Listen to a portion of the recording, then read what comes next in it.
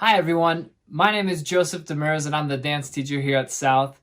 This semester, Ms. Agahi Patterson and Mr. Dobbins asked me to come and teach you a little bit about the connection of dance and movement to music. And so each week, I'll come and present a small segment about the genre of music that you're learning and what dance looked like at the time. For today, I want to introduce you to a really important term. It's called the African diaspora. Diaspora means spread of culture. So the African diaspora is the spread of African culture.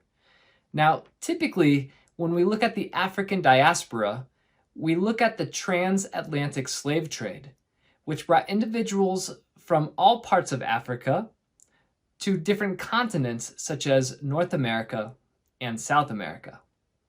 What's important to know about this is that African culture, from all the different countries to all the different communities down to different individuals, has influenced art all around the world, and this includes music and dance.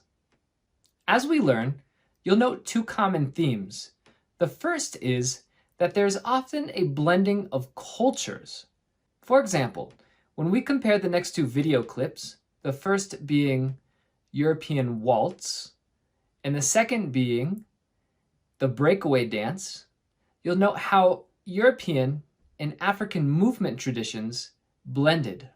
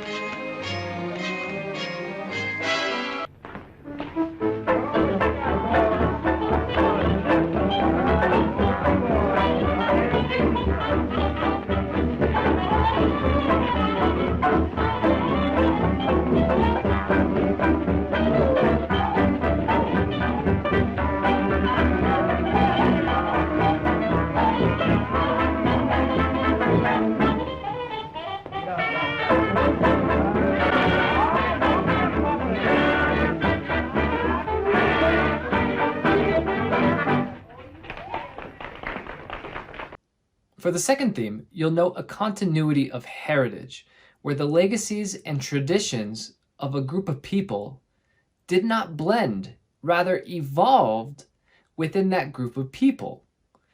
In this second video example, you'll see a connection between funk, music and dance, and West African music and dance.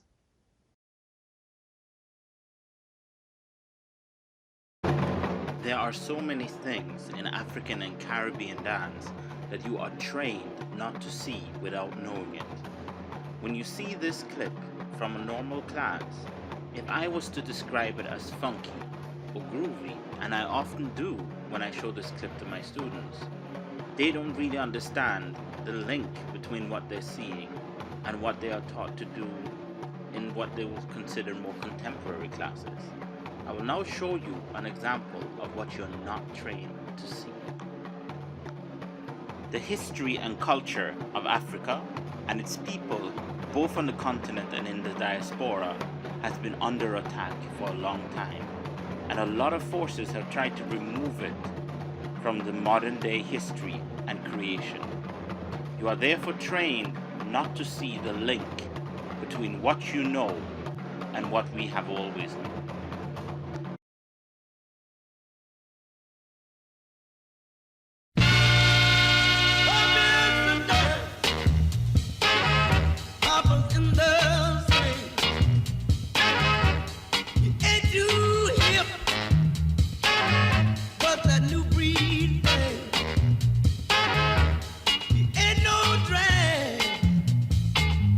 Papa's got a brand new bag.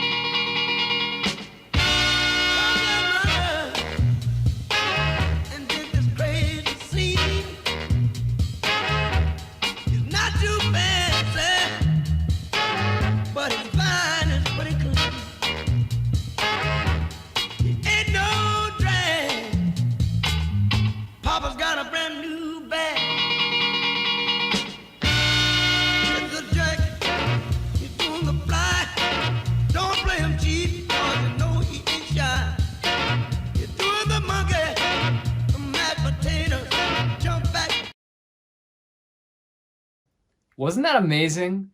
As we end today's lecture, I want you to learn another term. This term is called evolution. Evolution means change over time.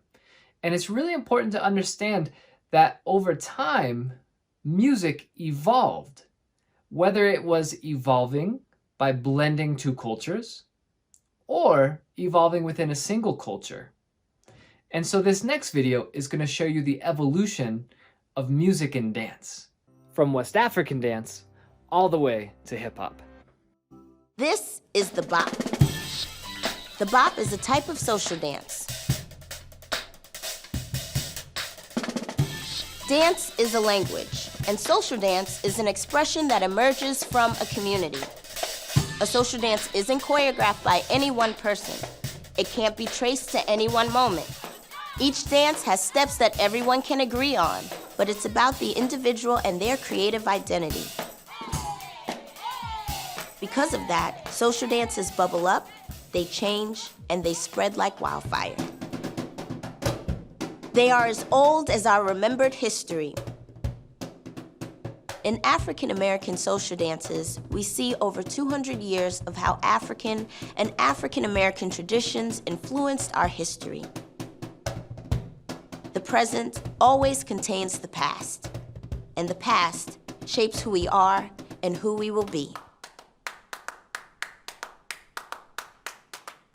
The Juba dance was born from enslaved Africans' experience on the plantation. Brought to the Americas stripped of a common spoken language, this dance was a way for enslaved Africans to remember where they're from. It may have looked something like this.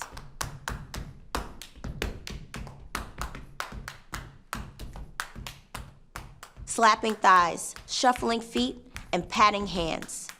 This was how they got around the slave owner's ban on drumming. Improvising complex rhythms, just like ancestors did with drums in Haiti or in the Yoruba communities of West Africa.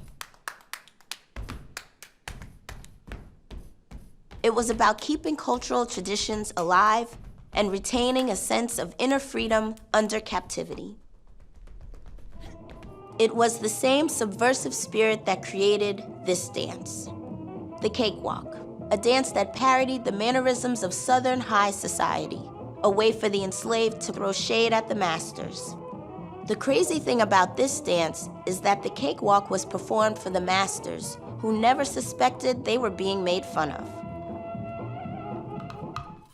Now you might recognize this one. 1920s, the Charleston. The Charleston was all about improvisation and musicality, making its way into Lindy Hop, swing dancing, and even the Kid and Play, originally called the Funky Charleston.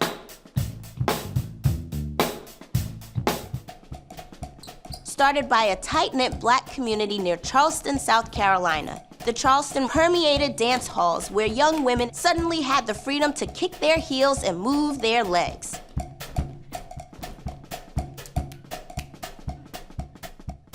Now, social dance is about community and connection. If you knew the steps, it meant you belonged to a group. But what if it becomes a worldwide craze? Enter the twist. It's no surprise that the twist can be traced back to the 19th century, brought to America from the Congo during slavery. But in the late 50s, right before the Civil Rights Movement, the twist is popularized by Chubby Checker and Dick Clark. Suddenly, everybody's doing the twist. White teenagers, kids in Latin America, making its way into songs and movies. Through social dance, the boundaries between groups become blurred. The story continues in the 1980s and 90s. Along with the emergence of hip-hop, African-American social dance took on even more visibility, borrowing from its long past, shaping culture and being shaped by it.